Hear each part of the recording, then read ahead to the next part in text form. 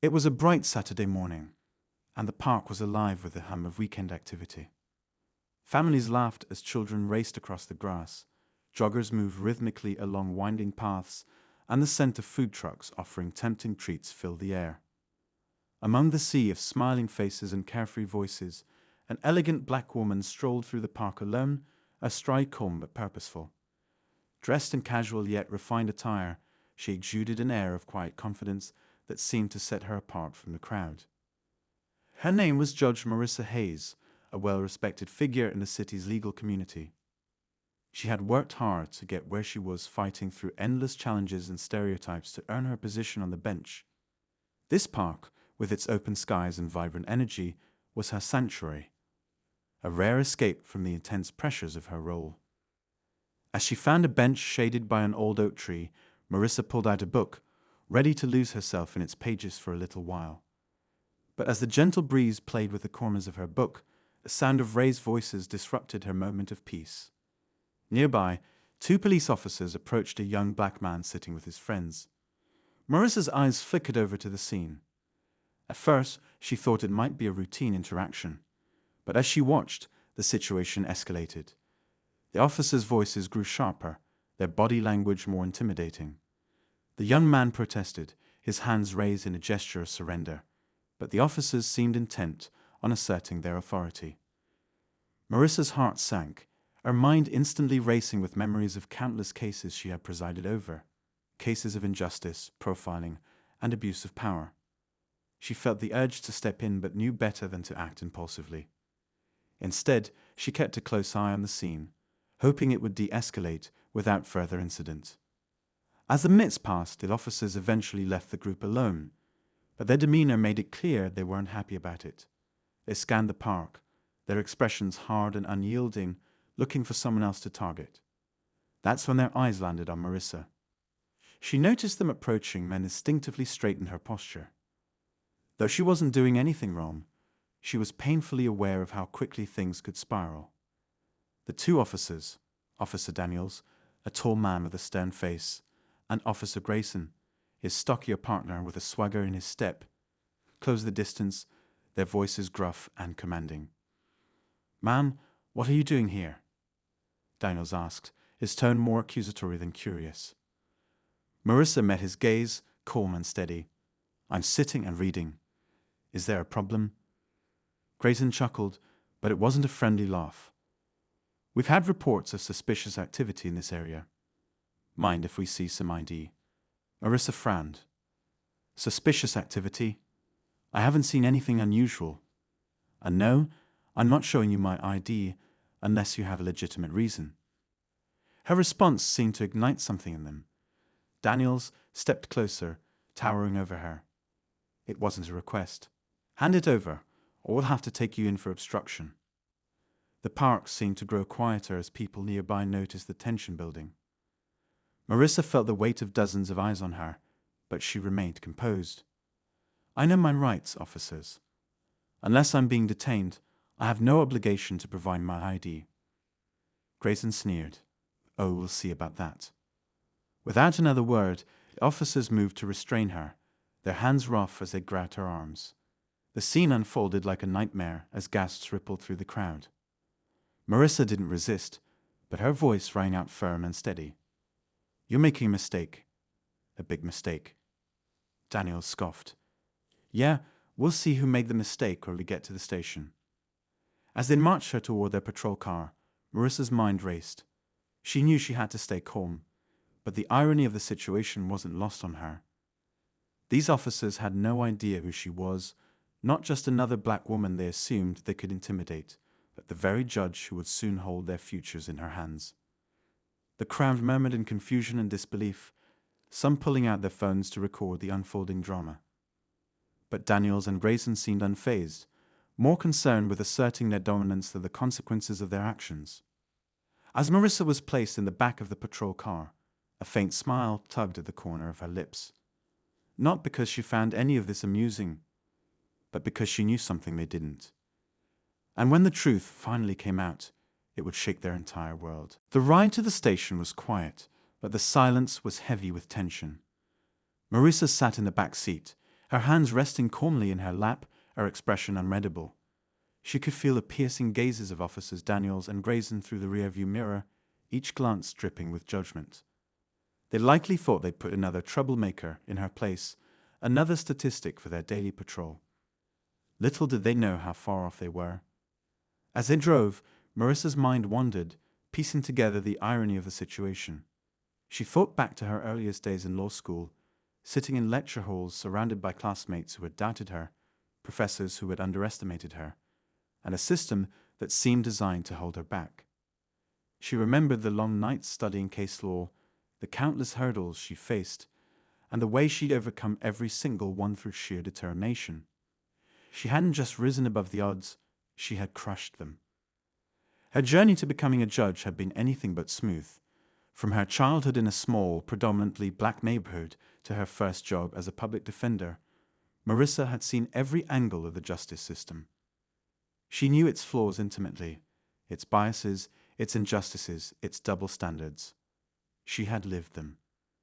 And now, here she was, sitting in the back of a police car, her fate seemingly in the hands of two men who had no idea what they were up against.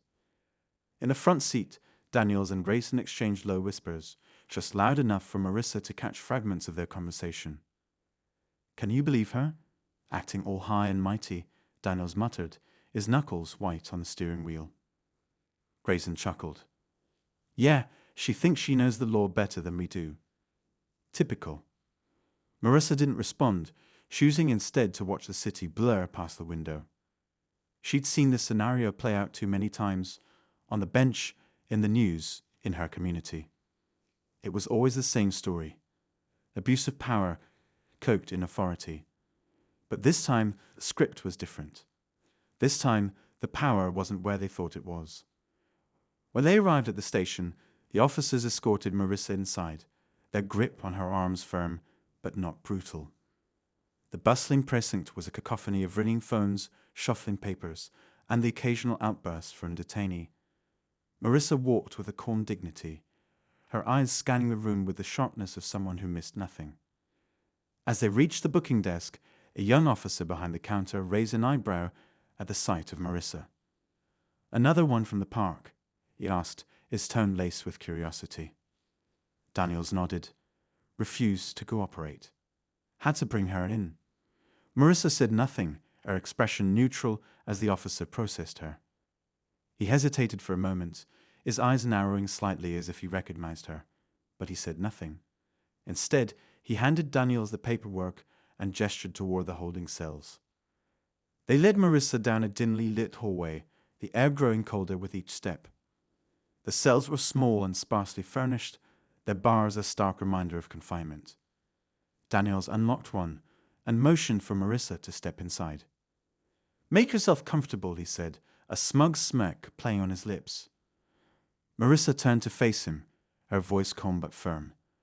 "You're making a mistake. I suggest you think carefully about what you've done here today." Grayson laughed, the sound echoing down the hall. "Lady, the only mistake we've been letting you walk away." With that, they closed the cell door and walked off, their laughter fading into the distance. Marissa took a deep breath, steadying herself. She wasn't worried. Not about her reputation, not about the outcome. What she felt was something deeper, a mix of frustration and sadness that this kind of behavior was still so prevalent. Sitting down on the cold metal bench, she thought about the cases she had seen in her courtroom, the endless stream of people who came through her doors, hoping for justice in a system that so often failed them.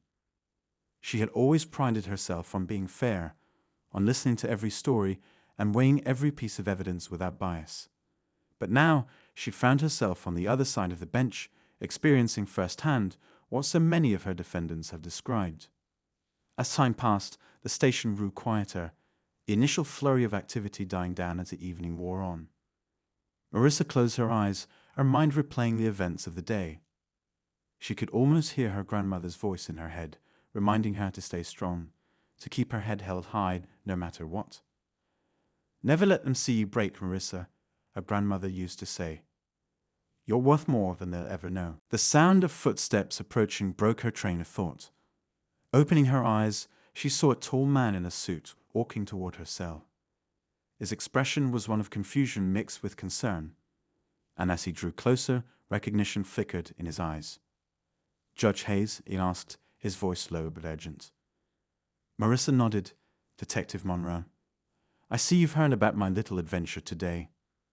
Monroe let out a low whistle, shaking his head. "Heard about it." Daniels and Grayson didn't bother to check who they were arresting. "The second your name came up in the system, I knew something was wrong." Marissa stood, stepping closer to the bars. "They didn't care who I was. That's the problem, detective. It wouldn't have mattered if I were a judge or a teacher or unemployed. To them, I was just another black woman in the wrong place at the wrong time." Monroe sighed, his face a mixture of guilt and anger. "This is bad. Really bad. I'll get you out of here as soon as I can, but you know this won't end quietly." Marissa nodded. "It shouldn't. They need to be held accountable, not just for me, but for everyone they've mistreated. This can't keep happening." Monroe gave her a sullen look before turning and walking back down the hallway, leaving Marissa alone once again. She knew the night was far from over, but for the first time since her arrest, she felt a flicker of hope. Back in the precinct's main office, Daniels and Grayson were leaning against a desk, laughing about their catch of the day. They had no idea the storm that was about to hit them, no clue that their casual cruelty had landed them in the crosshairs of the very system they thought they controlled. And Marissa, sitting quietly in her cell, was ready to make sure justice was served. Daniels and Grayson sat in the break room, sipping their coffee and sharing exaggerated versions of the day's events. To them, it was just another routine patrol, another person put in their place. They joked about Marissa's calm defiance, calling it arrogance, convinced they had done their duty by bringing her in. Meanwhile, back in the holding cell, Marissa's thoughts were far from idle. She leaned against the cold wall, her eyes closed as she took slow, deliberate breaths. She had spent years mastering the art of patience, and now that skill was serving her well. Her focus wasn't on her discomfort or the indignity of her situation. It was on what came next. She knew the system inside and out. The policies, the procedures, the egos at play. None of it was a mystery to her. Daniels and Grayson, on the other hand, had no idea the magnitude of their mistake. Their actions weren't just unprofessional, they were unlawful. And Marissa, with her unshakable resolve and deep understanding of the law, wasn't going to let it slide. As the evening wore on, Detective Monroe returned to the precinct, his face grim. He had spent the past hour reviewing the body cam footage from Daniels and Grayson. What he saw left him both furious and unsettled. The footage showed a clear pattern of behavior, aggression, intimidation, and a blatant disregard for protocol. Monroe made his way to the break room, where Daniels and Grayson were still laughing about their catch. He leaned against the doorframe, his arms crossed, and watched them for a moment. "You two having fun?" he asked, his tone sharp enough to cut through their laughter. Daniels glanced up, his smirk fading slightly. "What's your problem, Monroe?" "My problem is sitting in a holding cell right now," Monroe shot back. "Do you have any idea who you just arrested?" Grayson shrugged. "Some lady who thought she was too good to show her ID." Monroe's jaw tightened. "That lady is Judge Marissa Hayes." For a moment, the room was silent. Daniels and Grayson exchanged uneasy glances, the weight of Monroe's words sinking in. "No way," Daniels said, though his voice lacked conviction. "Yes way," Monroe replied. "And let me tell you something else. She's not just any judge. She's the one presiding over the internal review case against officers who've been accused of misconduct, including you two." Grayson's face turned pale, and Daniel's confident demeanor began to crack. This is just a coincidence," Grayson stammered. Monroe stepped closer, his voice low and steady. "A coincidence? You think it's a coincidence that you arrested a sitting judge without probable cause, violated her rights, and put her in a cell?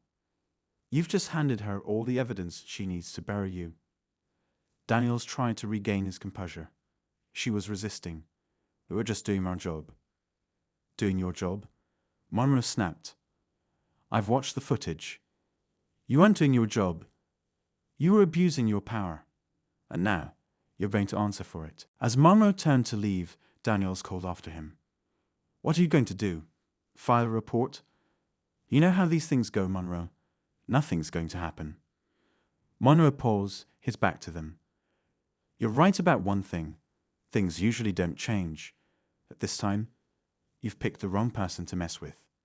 Judge Hayes isn't going to let this slide, and neither am I. In the holding cell, Marissa was visited by her attorney, a sharp and no-nonsense woman named Vanessa Reed. Vanessa had been a friend and colleague of Marissa's for years, and the two shared a mutual respect born from their shared battles against systemic injustice.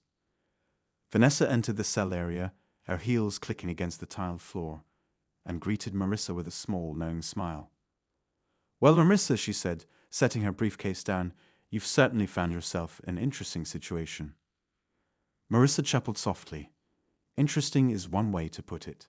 How bad is it? Bad for them, not for you, Vanessa replied. Monroe called me and gave me the rundown. I've already filed a formal complaint with the precinct and alerted the Judicial Council. By tomorrow morning, this entire station is going to be under a microscope. Marissa nodded, her expression thoughtful. Good. But I don't just want this swept under the rug. Daniels and Grayson need to face real consequences. Not just for me, but for everyone they've mistreated. Vanessa's gaze softened. I know, and we'll make sure of it. But you need to be prepared, Marissa. This is going to get messy. The media will get involved, and you know how these things can spiral. Marissa met her friend's eyes, her voice steady. I'm prepared. This isn't just about me, Vanessa. It's about changing the narrative, holding people accountable, and making sure this doesn't keep happening. As Vanessa worked on securing Marissa's release, the tension within the precinct continued to build. Officers whispered among themselves, the news of Marissa's identity spreading like wildfire. Some were visibly uncomfortable, while others seemed indifferent, dismissing the situation as overblown. But Daniels and Grayson couldn't shake the growing sense of dread. For the first time, they realized they might actually be in trouble. Not just a slap on the wrist or a few days of bad press, but real, career-ending trouble. In her cell, Marissa sat quietly, her mind focused on the bigger picture. She thought about the young man she had seen in the park, the one Daniels and Grayson had initially targeted. She wondered how many others like him had been harassed, intimidated, or falsely accused. This wasn't just about her arrest. It was about a system that allowed this behavior to thrive. And as Marissa sat in that cold, dimly lit cell, she made a promise to herself. She would use every ounce of her power, knowledge, and influence to ensure that justice was served.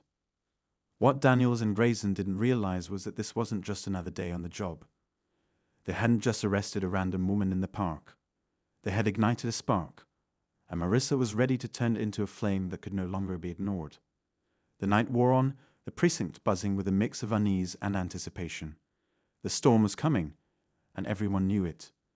But for now, the tension hung in the air, thick and unrelenting, as the pieces of this unfolding story continued to fall into place. The morning light seeped through the cracks in the precinct's blinds, casting long shadows across the floor. Marissa sat upright on the bench, her back straight despite the uncomfortable position she'd been in all night. She didn't need sleep, she needed focus. The wheels of justice were already turning, and she had every intention of steering them in the right direction. Vanessa had promised to return first thing in the morning, and Marissa trusted her word implicitly. But it wasn't just Vanessa working behind the scenes. By now, word of Marissa's arrest had spread far beyond the precinct walls. Calls were being made, emails were being sent, and the story was starting to gain traction among people who could make a difference. In the main office, Monroe stood at his desk, flipping through files and organizing his notes.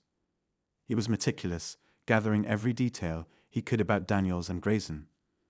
Their disciplinary records, past complaints, and even informal reports from colleagues. It was all there, a damning collection of evidence that painted a clear picture of misconduct. But Monroe wasn't the only one feeling the pressure. Daniels and Grayson were no longer their usual cocky selves. The cracks in their confidence had grown overnight, and now they were pacing the halls, whispering to each other in hushed tones. "You think she's really gonna press charges?" Daniels asked, his voice low but tinged with panic. Grayson shrugged, though his expression betrayed his own unease. "Even if she does, it's her word against ours. Who's gonna believe her over 2 cops?" Daniels glared at him. "She's a asterisk judge, asterisk Grayson. People are already believing her. We need to figure this out before it blows up." Grayson sighed, rubbing the back of his neck. "What are we supposed to do? Apologize? That's not gonna fix this." "Maybe not," Daniels muttered, "but it's better than doing nothing." Before they could decide their next move, Monroe appeared in the doorway, his arms crossed and his expression cold. "Meeting with the captain," he said flatly. "Now." Daniels and Grayson exchanged a nervous glance before following Monroe down the hall. The captain's office was a small, cluttered space, its walls lined with plaques and commendations. Captain Rivera was a no-nonsense woman who had earned her position through years of hard work and unwavering integrity. She was the kind of leader who demanded accountability, and she wasn't about to let this situation slide under her watch. As Daniels and Grayson stepped inside, Rivera fixed them with a hard stare. She gestured for them to sit, her silence more intimidating than any words could have been. "Explain," she said finally, her tone leaving no room for excuses. Daniels cleared his throat, his palms sweating. "Captain, we were just doing our job." She refused to cooperate, and we... "Stop," Rivera interrupted, holding up a hand. "I don't want excuses. I want the truth. Did you have probable cause to arrest Judge Hayes?" Grayson shifted uncomfortably in his seat. We thought she was being uncooperative, ma'am. She wouldn't show ID and..." "She didn't have to," Rivera snapped. "It's not illegal to sit in a public park without identification. You overstepped, and now we're all dealing with the fallout." Rivera leaned forward, her eyes boring into them. "Do you understand what you've done? You've not only violated her rights, but you've also jeopardized the reputation of this entire precinct. And let me remind you, this isn't the first time your behavior has been called into question." Daniels opened his mouth to protest, but Rivera cut him off. "Save it. You're on suspension, effective immediately. Hand in your badges and guns before you leave this building." The weight of her words hit them like a ton of bricks. Suspension. It wasn't the end of the line, but it was close. Daniels and Grayson sat frozen, the reality of their situation sinking in. Meanwhile, in the holding area, Vanessa returned with a triumphant expression. She approached Marissa's cell, the sound of her heels echoing through the hallway. "You're free to go," Vanessa said, unlocking the cell door. Marissa stood, smoothing her clothes and stepping out with the same poise she'd maintained throughout the ordeal. "Thank you, Vanessa." As they walked toward the exit, the precinct seemed to fall silent. Officers turned to watch, their expressions a mix of curiosity and discomfort. Marissa kept her head high, her calm demeanor unshaken. She wasn't leaving in defeat, she was leaving in power. Before they reached the doors, Monroe appeared, his expression apologetic. "Judge Hayes, I want you to know I'm doing everything I can to make this right." Marissa paused, studying him for a moment. "I believe you, detective. But making it right doesn't stop here. This is bigger than me. It's about changing the system that allows this kind of behavior to thrive." Monroe nodded, understanding the weight of her words. "I'll do my part. You have my word." Marissa gave him a small, measured smile before walking out into the bright morning light. The air was crisp, the city alive with the hum of a new day. But for Marissa, this wasn't the end of her journey. It was only the beginning. As she and Vanessa got into the car, Vanessa glanced over at her. "What's next?" Marissa looked out the window, her mind racing with possibilities. "Now," she said, her voice firm, "we make sure this story is heard. By everyone." The car pulled away, leaving the precinct and all its tensions behind. But for those inside, the fallout was just beginning. Daniels and Grayson were no longer untouchable, and the system they had taken for granted was about to face a reckoning. Marissa Hayes wasn't just a judge. She was a force of change, and the storm she had ignited was far from over. As the car wove through the city streets, Marissa's phone buzzed incessantly. News outlets were already reaching out for her side of the story, and social media was ablaze with outrage.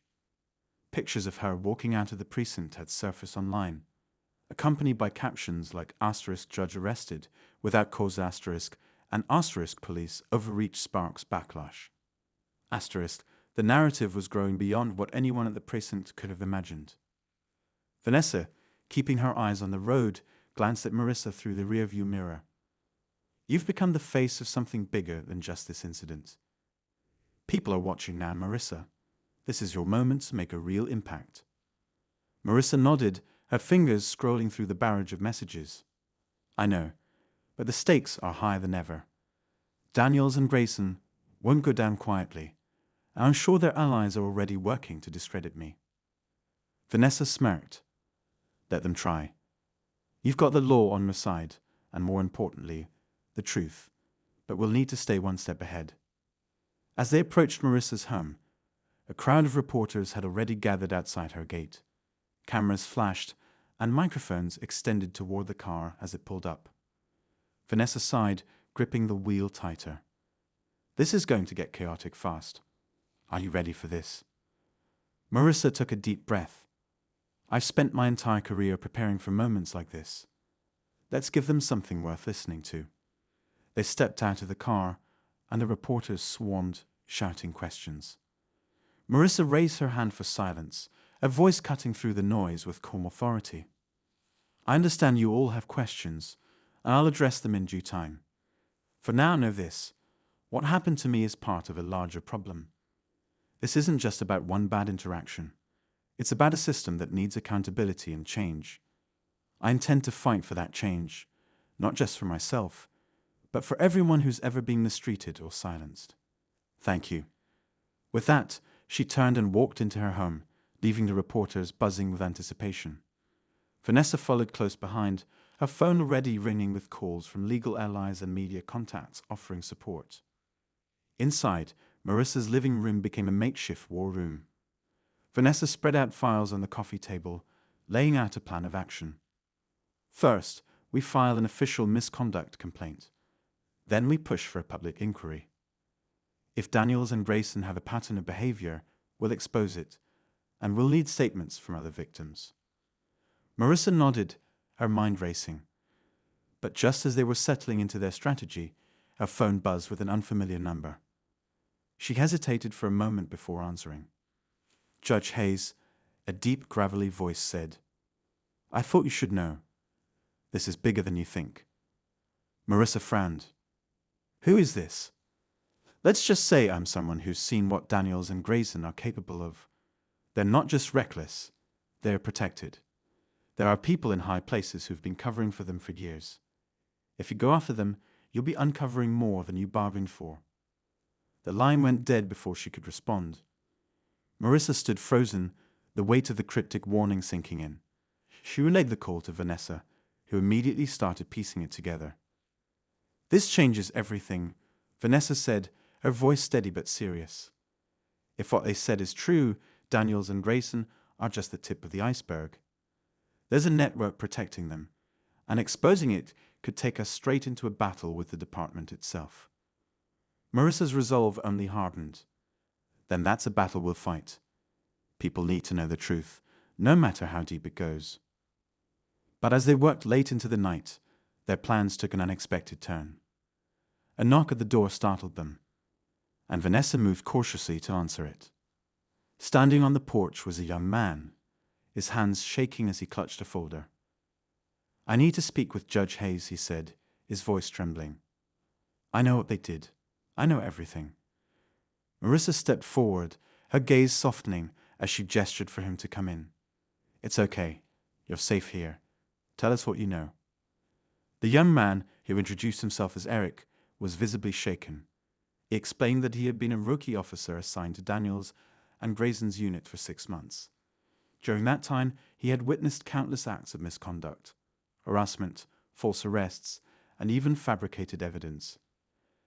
They made it clear that if I said anything, my career would be over, Eric admitted, his voice breaking. But when I saw what they did to you, Judge Hayes, I knew I couldn't stay silent anymore. I have records, documents, emails, even recordings. Everything you need to prove what they've been doing. Marissa and Vanessa exchanged a look, the gravity of Eric's words sinking in. This wasn't just about one incident anymore. It was about dismantling a culture of corruption that had been allowed to fester for far too long. But as Eric handed over the folder, another thought struck Marissa. A chilling realization. If Daniels and Grayson were willing to go to such lengths to protect their actions, how far would the people above them go to keep their secrets buried?